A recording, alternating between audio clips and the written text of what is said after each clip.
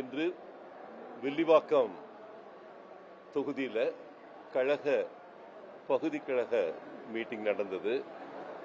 சிறப்பாக அனைத்து நிர்வாகிகளும் வந்து இந்த பகுதி கூட்டத்தில் கலந்து கொண்டார்கள்.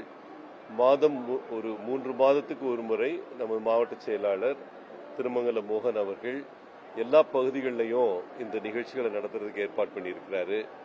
கழகத்தில் தேர்தலின் தோல்வி சோர்வு தராமல் அதே நேரத்தில் இன்னைக்கு புரட்சித் தலைவர் தலைமையில் அனைவரும் அணிவகுத்து நிற்கக்கூடிய ஒரு சூழ்நிலை உருவெடுத்து வருகிறது.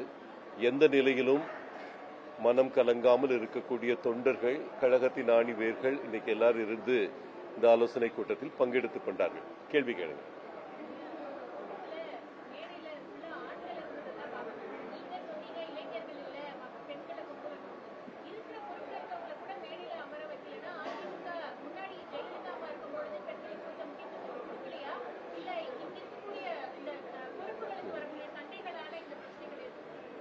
தவறுதாம்மா. அதை நான் எனக்கு இன்னைக்கு தாம்மா ஆலோசனை கூட்டத்துக்கு வந்திருக்கிறேன். அதனால இது அடுத்த கூட்டங்கள்ல இது மாதிரி இல்லாமல் பார்த்துப்போம். உங்களுக்கே தெரியும், கீழே இருந்தவங்கள்ல பெண்கள் இருந்தாங்க, முக்கியத்துவம் வாய்ந்த பதவிகளில் இருக்கக்கூடிய பெண்களும் இருந்தாங்க. ஆனா இது ஒரு பிளைண்ட் ஸ்பாட் தான். இது நாங்க பண்ண தவறு. இனிமேல் இந்த தவறு நடக்காம பார்த்துக்கிறோம். கழகத்துல எல்லா நிலைகளும் பெண்களுக்கு நல்ல பொறுப்புகள் வழங்கியவர் தான் புரட்சி தமிழர். உங்களுக்கு தெரியும், இந்த கட்சியில சென்ட்ரல் எக்ஸிகியூட்டிவ் கமிட்டியிலே வந்து மாவட்ட மகளிரணி செயலாளர்களுக்கு எல்லாருக்குமே ஒரே ஸ்ட்ரோக்ல 55 பேர் இன்டெக்ட் பண்ணாங்க. அம்மா வந்து மொத்தமே 200 பேர் தான் செயற்குழுல. அதுல 55 பெண்கள் ஒரே ஸ்ட்ரோக்ல அம்மாவால கொண்டு வரப்பட்டாங்க. எனக்கு தெரிஞ்சு வேற எந்த கட்சியிலையும் அந்த அளவுக்கு பெண்கள் ரெப்ரசன்டேஷன் கிடையாது டிசிஷன் மேக்கிங் பாடியில. இன்று நடந்தது ஒரு எக்ஸப்ஷனா நான் பார்க்கிறேன். இனிமேல் இருக்கக்கூடிய பகுதி கழக மீட்டிங்ல அது நடக்காது. அது ஒரு இது செட்டான உடனே அவங்கள மேல வாங்கன்னு கூப்பிடுறது முறையா இல்லை எனக்கு, அதனால பண்ணல. பட் இந்த கட்சியில மிக ஆழ்ந்த அளவுல பொறுப்புகள் தரப்பட்டிருக்கிறது. இன்னும் அது அதிகப்படுத்தப்படும் என்று புரட்சி தமிழர் சொல்லியிருக்கிறார். நன்றிப்பா, பாயிண்ட்டுக்கு நல்லது. நன்றிப்பா. கேளுங்க.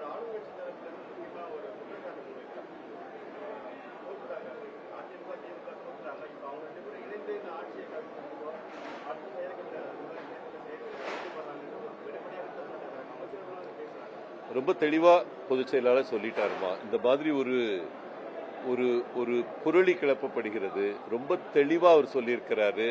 எந்த நிலையிலும் அதிமுக திமுக கூட்டணி என்பது சிந்தித்து பார்க்க கூட செய்யாத ஒரு விஷயம். அவர் சொன்னது, ஆமா திமுக வந்து அதிமுகவை ஆதரிக்க முன்வந்தது நிஜம்.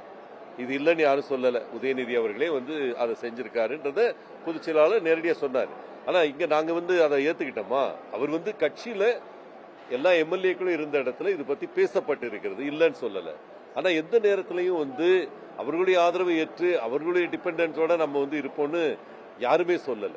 இன்ஃபேக்ட் அது வந்து கம்ப்ளீட்டா புரளி. கட்சியிலிருந்து வெளியே போறதுக்கு இதை ஒரு சாக்கா பயன்படுத்தி கொண்டார்கள். குதிரை பேரம் நடத்துவதற்கான ஒரு சாக்காக இது பயன்படுத்தப்பட்டது என்பதை மிக மிக தெளிவாக சொல்லியிருக்கிறாங்க. ராஜேந்திர பாலாஜி ஒரு சாதாரண விஷயம் சொன்னதை இன்னைக்கு வந்து திரிச்சு போட்டு அவர் தான் இதுக்கு புரோக்கர் வேலை பார்க்கிறாருன்னு அமைச்சர் அவர்கள் சொன்னது மிக தவறான பேச்சு. இது வந்து ஒரு நெரேட்டிவ் செட் செய்யப்படுகிறது. இந்த கட்சி வந்து தீர்ந்த சக்தியாக வேண்டும் என்ற ஒரு நெரேட்டிவ் வந்து இன்னைக்கு செட் பண்ணப்படுகிறது. நான் தான் சொன்னேன், 42 முன்னாள் அமைச்சர்கள் இருந்தோம். அதில் 14 பேர் போனா கூட 34 பேர் இருக்கும்ல. எத்தனை இயக்கங்கள்ல 34 முன்னாள் அமைச்சர்கள் பொறுப்புடன் இயங்கிக் கொண்டிருக்கிறார்கள்.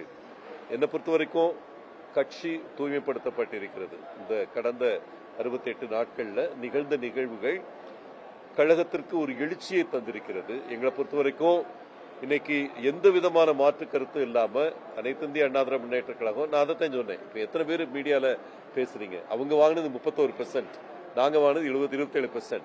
அந்த 31%ல 7% தோழமை கட்சிகள், அவங்க எல்லாமே போயிட்டாங்க இன்னைக்கு வந்து. அப்ப அவங்களுக்கு இன்னைக்கு இருந்தா வாக்குகள் வந்து 25 விழுக்காடு, நாங்க 27%.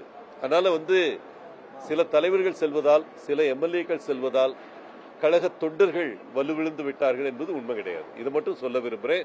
திமுக அதிமுக கூட்டணி என்பது கனவிலும் நினைத்துப்படாத ஒன்று விஷயம்ன்றது ரொம்ப தெளிவா கே.பி. முனுசாமி எங்க துணை பொதுச் செயலாளர் இருந்து பொதுச் செயலாளர் வரைக்கும் ரொம்ப தெளிவா சொன்னது பிறகும் இது மீண்டும் மீண்டும் பதிய வைப்பது ஒரு சதியின் ஒரு அம்சம் நினைக்கிறேன். இது வந்து தீர்ந்த சக்தி ஆனா தான் நாங்க வந்து தூய சக்தியா இருக்க முடியும்.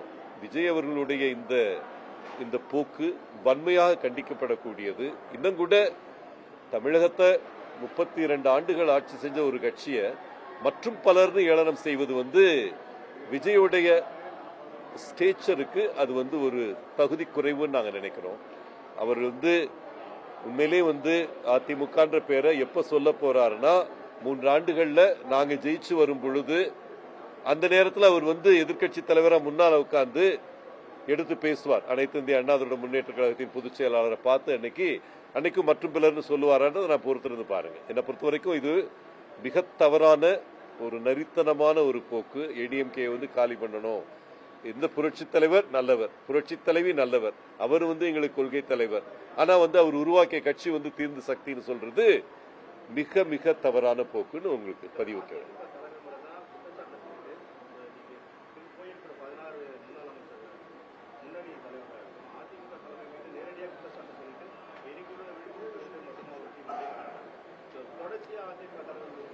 இல்லைங்க, அதாங்க நான் என்ன சொல்றேன்னா, எடப்பாடியார் அவர்களை எல்லாம் சேர்ந்துதான் தேர்ந்தெடுத்தீங்க.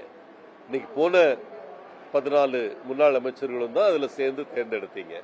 ஓகே, அவர் வந்து உழைப்புல எங்க மாவட்ட செயலாளர் சொன்ன மாதிரி எந்த விதமான கேப்பும் கிடையாது. 24 மணி நேரம் உழைத்தார். அந்த தேர்தல் எல்லா தொகுதியிலையும் 2 முறை சென்ற ஒரே தலைவர் அவர் தான். ஓகே, அவர் எடுத்து வந்த விஷயங்கள் இப்ப திமுகவை கிளிக்கிறதா இருக்கட்டும், ஒரே தவிர அவர் செஞ்சது வந்து தாவேக்கா வந்து ஒரு நல்ல சக்தின்னு முதல்ல வந்து சர்டிபிகேட் கொடுத்தாரு. ஓகே, அந்த டயத்துல கூட்டணி வருவாங்கன்ற நம்பிக்கை இருந்தது. நாங்க வந்து அந்த தவறை செய்தோம். ஈவன் கரூர்ல அவ்வளவு பெரிய நிகழ்ச்சி நடந்த பொழுதும் கூட தவறு போலீஸ் மேலையா தாவேக்கா காரங்க மேலையான்றதை ஆய்வு செய்து கண்டறிய வேண்டும். இது வந்து போலீஸ் மேலதான் தவறுன்னு முதல்ல எடுத்து சொன்னது எடப்பாடியார் அவர்கள். அந்த நேரத்தில் 1 மாதம் களத்தில் இல்லாத தலைவர் அன்னைக்கு வந்து விஜய் அவர்கள். அந்த 1 மாசம் வந்து அவர்களுக்கு எந்த பங்கமும் வராமல் பார்த்து நின்றது அனைத்து இந்திய அண்ணா திராவிட முன்னேற்ற கழகம். அதுக்கு நீங்க செய்யற மரியாதையா இங்கிருந்து ஆட்களை எடுக்கிறது? ஏதோ ஒரு மனச்சாட்சி உறுத்த வேண்டாமா உங்களுக்கு? அந்த நேரத்தில் வந்து எத்தனை இடங்கள்ல டிஃபெண்ட் பண்ணோம் அவங்கள வந்து தாவேக்கா வந்து. சோ எனக்கு தெரிஞ்சு இந்த போக்கை கைவிட்டால் விஜய் வந்து அரசியல் ரீதியாக நிலை பெற முடியும். இது வந்து தேவையில்லாத இந்த அமைச்சர்கள் நீங்க போயிட்டாங்க, 10 பேர் போனாங்க, எப்படி இருக்காங்க நீங்க பாத்திருக்கீங்கல்ல? என்ன மரியாதை அவங்களுக்கு தரப்படுது? என்ன மரியாதை மரியாதை இங்க இருந்தாங்க? அது அவங்களும் பார்ப்பாங்கல்ல. இன்னைக்கு அவரை பாக்குறதுக்கே 1 மாதம் வெயிட் பண்ண வேண்டி இருந்தது. ஒரு அமைச்சர் ஒவ்வொரு நாளும் பொதுச் செயலாளர் ஈஸியா வந்து மீட் பண்ணக்கூடிய ஒரு அமைச்சர் வந்து 1 மாசம் கழிச்சு ஒரு சால்வை போடுறாரு. ஓகே, அப்படின்ற நிலையெல்லாம் பார்ப்பாங்க. இன்னைக்கு சனிக்கிழமை சந்தை ஓஞ்சு போச்சுல, சனிக்கிழமை சந்தைன்னு ஆரம்பிச்சு வந்து 6 வாரங்கள் நடத்தினாங்க. இன்னைக்கு எங்க ஆள் இருக்காங்க? போறதுக்கு ஆள் கிடையாது. என்னை பொறுத்த வரைக்கும் மீண்டும் திரும்பி வருவார்கள் பலரும். எங்களை பொறுத்த வரைக்கும் இந்த நிலை மாறும். வரவிருக்கும் உள்ளாட்சி தேர்தலில் எங்களுடைய பெர்ஃபார்மன்ஸ் பார்த்துட்டு கண்டிப்பாக அந்த கட்சிக்கு சென்றவர்கள் திரும்பி வருவார்கள். இன்னும் பலர் இளரத்தம் பாய்ச்சுவதற்கு ஒரு வாய்ப்பா நினைக்கிறோம் எங்களை பொறுத்தவரை. எஸ்,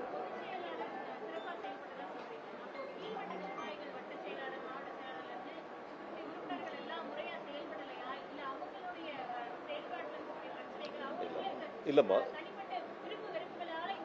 ஏமா, இது ஒரு அலை அடித்தது.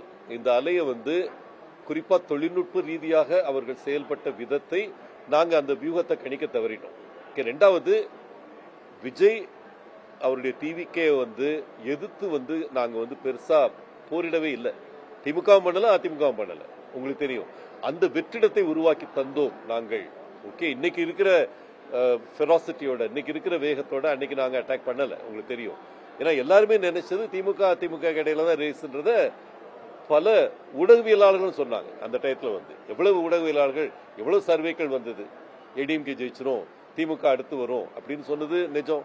அப்ப தேவையில்லாம எதுக்கு இந்த வியூகத்தை ஓபன் பண்ணணும்னு நினைச்சது ஒரு வியூக ரீதியான தவறு, தொழில்நுட்ப ரீதியான தவறு. இப்ப இன்னைக்கு இந்த ரீல்ஸ் கல்ச்சர், இந்த பிளாட்ஃபார்ம் போட்டு ஆப் போட்டு பண்ணக்கூடிய விஷயங்களை நாங்க பெருசா உள்வாங்கல.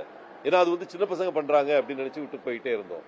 அவங்களால இவ்வளவு பெரிய இன்ஃபுளுன்ஸ் வந்து பெரியவர்கள்ட்ட பண்ண முடியும்ன்ற எண்ணம் எங்களுக்கு இல்லை. ஏன்னா அம்மா ஆரம்பிச்சது, இந்தியாவிலே முதல்ல ஐடி விங்க ஆரம்பிச்சது ஏடிஎம்கேங்க. இந்தியாவிலே முதல்ல பாசறை உருவாக்குனது ஏடிஎம்கே, ஸ்போர்ட்ஸ் உருவாக்குனது ஏடிஎம்கே.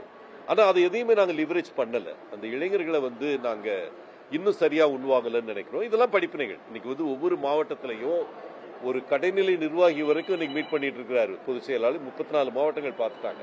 ஒவ்வொரு இடத்துலையும் அவர் எடுத்து வைக்கிற வாதங்கள் கட்சியை ஒருங்கிணைத்துக் கொண்டிருக்கிறது. இன்னைக்கு தேதிக்கு அது வரும் பொழுது 85 மாவட்டங்கள் ஆக்கியிருக்கோம். இன்னைக்கு இது இன்னும் அதிகப்படுத்த போறதா சொல்லியிருக்கிறாரு. பொறுப்புகள் பரவலாக்கப்படவிருக்கின்றன. இதெல்லாம் பண்றப்ப அதோட இன்னொன்னு பாக ரீதியான கிளைகள் அமைத்தது ஏடிஎம்கே முதல்ல. ஆனா அதெல்லாம் இன்னைக்கு ஒரு அலையால் அடித்து செல்லப்பட்டு விட்டது நாங்க நினைக்கிறோம். அந்த அலையை தடுக்கக்கூடிய சக்தி இந்த கட்சிக்கு இருக்குன்னு நினைக்கிறோம். இது அழியக்கூடிய ஒரு சக்தியே கிடையாது. புரட்சி தலைவரும் புரட்சி தலைவியும் உருவாக்கி வளர்த்தெடுத்த கட்சி அவ்வளவு சீக்கிரம் இவங்க நினைக்கிற மாதிரி தீர்ந்த சக்தியாகி விடாதுன்னு நான் நம்புறேன். கண்டிப்பாக அதனுடைய தாக்கம் அடுத்த தேர்தலில் தெரியும். Yes sir.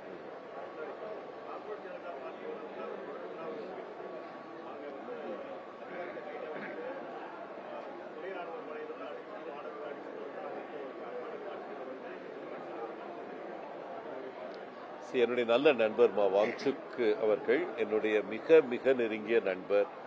பர்சனலா அவர் எனக்கு தெரியும். ஓகே, அவரும் கீதாஞ்சலி அவர் வைஃபும். கீதாஞ்சலி தமிழ் பொண்ணு, உங்களுக்கு எத்தனை பேருக்கு தெரியும் தெரியாது. அவருடைய வைஃப் இன்னைக்கு அவங்க எடுத்து பண்ணிட்டு இருக்கிறவங்க ஒரு தமிழ் பொண்ணு. இங்க இருக்கிற அண்ணா நகர்ல இருந்து வளர்ந்த பொண்ணு. அவங்க இன்னைக்கு அங்க கஷ்டப்படுறத என்னால் பார்த்து சகிக்க முடியவில்லை. கட்சி ரீதியாக எடப்பாடியார் இதுல சொன்ன விஷயம் இது தீர்க்கப்பட வேண்டும். அவரை ஹாஸ்பிட்டலுக்கு மூவ் பண்ணது, அவர் அங்கிருந்து உயிர் காத்தது எல்லாமே பாசிட்டிவ் தான். ஆனா அதே நேரத்தில் தர்மேந்திர பிரதான் போகணும்ன்ற ஒரே நோக்கத்தை முன்வைத்து இது நடந்துட்டு இருக்கு. நீட் தேர்வில் நடந்த குளறுபடிகள் மன்னிக்க முடியாதவை, யாராலும் மன்னிக்க முடியாதவை. உங்களுக்கு தெரியும் எவ்வளவு துருவி துருவி பெண்களுடைய ஆடையை அகற்றி கூட அந்த பிள்ளைகளை சர்ச் பண்ணாங்க, எல்லாம் செஞ்சாங்க. ஆனா கடைசியில் அந்த என்டையர் எக்ஸாம் கேன்சல் ஆனது வன்மையாக கண்டிக்கப்பட வேண்டிய ஒரு விஷயம். ஆனா அதுக்கு தர்மேந்திர பிரதான் போறதுதான் தீர்வுன்னு நான் நினைக்கல. என்னை பொறுத்த வரைக்கும் எங்க தோழமை கட்சி தான் பிஜேபி. ஆனாலும் இந்த இஷ்யூவை பொறுத்த வரைக்கும் எங்களுடைய நிலைப்பாடு அவர் தர்மேந்திர பிரதான் பதவி விலகுவது முக்கியம். ஏதோ ஒரு நடவடிக்கை நீட்டு முடிச்சு அடுத்த வாட்டி நடக்கிறப்ப ஆர்மியை கூட்டு நடத்துறாங்க. உங்களுக்கு தெரியும், எத்தனை பேர் தெரியும் தெரியாது. இந்தியன் ஏர்போர்ஸ் பிளைட்ஸை வச்சு எக்ஸாம் பேப்பரை மூவ் பண்ணி நடத்த வேண்டிய ஒரு அவல நிலை நிகழ்ந்தது இந்த நாட்டில். ஓகே, அதுக்காக இவங்க குரல் கொடுத்து முன்னால போயிட்டு இருக்காங்க. குறிப்பா வாங்சுக் அவர்கள், உங்களுக்கு தெரியும் 3 Idiots தமிழ் படம் வந்தது, நண்பன் படம் எடுத்தது, இதெல்லாமே அவருடைய வாழ்க்கை.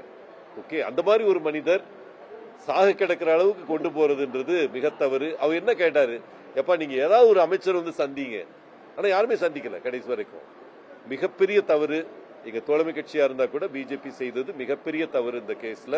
இப்ப திரும்பி பேசிட்டு இருக்காங்கன்னு கேள்விப்படுறேன். அதேமா ஒரு விலகிறது கூட வாய்ப்பு இருக்குன்றாங்க. இந்த நம்ம பேசிக்கிட்ட நேரத்தில் அவர் விலகி இருக்கலாம். இது ஒரு 10 நாளைக்கு முன்னால செஞ்சு அந்த மனுஷனுக்கு இப்ப நேஷனல் லெவல்ல ரீச் கொடுத்துட்டீங்க. அது தேவையற்ற விதம். இது அவங்க ஹேண்டில் பண்ண விதம் மிக தவறான விதம்னு நான் நினைக்கிறேன். இது என்னுடைய கருத்து மட்டும் இல்ல, கட்சியில எங்க பொதுச் செயலாளர் இதை ஒட்டி தான் கருத்து சொல்லி இருக்கிறாரு. அதனால இது நாங்க விஜய் இல்ல. எந்த விஷயம்னாலும் சும்மா இருந்துட்டு இந்த விஷயத்துல வாய திறந்தாரா? இந்த விஷயத்துல அவர் நடிச்சாரு, வாங்சுக் கேரக்டர்ல அவர் நடிச்சாரு. அந்த படத்தில் நடிச்சது அவர் தான். நண்பன்ல வாங்சுக் கேரக்டர் எடுத்தது அவரு. ஆனா அதுக்கு ஏதாவது ஒரு குரல் கொடுத்திருக்காரா? இந்த விஷயமா தெரியுமா? அவர்களுடைய செய்தி தொடர்பாளர் இருக்கக்கூடிய அமைச்சர்கள்லாம் இதை ஏன் சும்மா இருந்தாங்க? ஏன்னா பிஜேபியோட ஒரு லைன் ஓபன் பண்ணி வச்சுக்கணும்னு ஒரே எண்ணம் தான். வேற என்ன அதுக்கு காரணமா இருக்க முடியும்? இன்னைக்கு தலைநகரத்துல இவ்வளவு பெரிய போராட்டம் நடக்குது.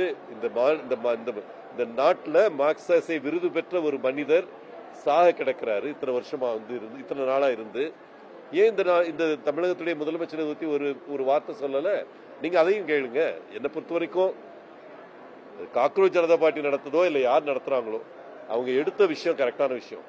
நீட் தேர்வு இத்தனை லட்சம் மாணவர்களுடைய எதிர்காலத்தை பாதிக்கக்கூடிய அளவுக்கு அந்த தேர்தல் அந்த இதுல லீக்கேஜ் நடந்தது. அது அவங்க கட்சியை சேர்ந்தவங்களே இன்வால்வ்டா இருக்கிறாங்கன்னு அவங்க சொன்ன அறிக்கை தான் இதுல ஆனா அதுக்கு அமைச்சர் பொறுப்பெடுக்க கூடாதுன்றது என்ன நியாயம்? அவங்க கேட்கறது ஒன்றும் தப்பு இல்லையே. அந்த அமைச்சர் பொறுப்பு கொடுத்து எடுத்து ரிசைன் பண்ணணும். எவ்வளவோ சின்ன சின்ன விஷயங்களுக்கு அமைச்சர்கள் ராஜினாமா பண்ணிருக்காங்க. லால் பகதூர் சாஸ்திரி ஒரு பிரதமர் பதவியை தூக்கி எறிஞ்சாரு ஒரு ஆக்சிடென்ட் நடந்ததுக்காக. ஏன் அந்த மாதிரி செய்யக்கூடாதுன்றது எங்களுடைய கோரிக்கை. தேங்க்ஸ்.